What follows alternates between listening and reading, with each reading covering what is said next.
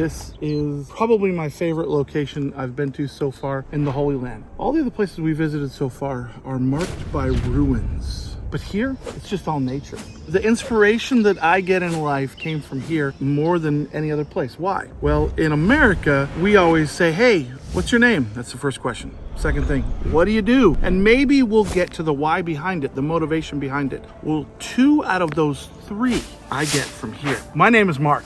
In the Gospel of Mark, Mark 16:15, which is go and proclaim the good news to all creation, that came from here. And the other 2, what do you do? I'm a missionary. I'm an evangelist because of what was imparted in the disciples here 2,000 years ago. Jesus was a powerful, profound storyteller. Who can forget the parable of the lost coin or of the lost sheep? Who can forget the story of the Good Samaritan or the prodigal son? But I believe he saved his best message for his disciples for last. Some people on their deathbed say some pretty important, sometimes crazy, sometimes wild, but usually very crucial things. This wasn't on Jesus' deathbed. This was planned out. He knew he was about ready to ascend to heaven, and so he saved the best for last. If they forget anything, you can't forget this. It's the Great Commission, not the Great Suggestion. He said, go and preach the gospel to all nations. He says, all authority is given to me on heaven and earth, therefore go preach the gospel to all creation.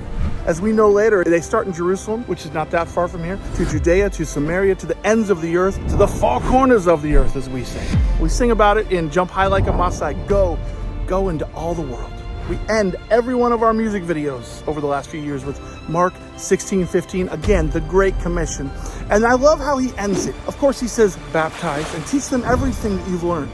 So basically, I poured it into you, pour it into others. But I love how he ended it. I am with you always until the very end of the age. It's a promise. God's with you. He won't leave you alone. And those disciples who doubted even on the day that he gave the Great Commission, every one of them except for John, died for their faith. They no longer doubted. They lived it out, and they went north, south, east, west. Paul went as far as Rome. Some were crucified upside down. Some were filleted. Some were burned at the stake. Some were stoned multiple times. They all died a martyr's death except for John, who they tried to boil. But God had a plan for him. He was going to write the book of Revelation. And 1 John and 2 John and 3 John. God has a plan for you. And it's to get out there and tell others that Jesus loves them and to teach them everything that you've learned. So go, make disciples. Don't make excuses.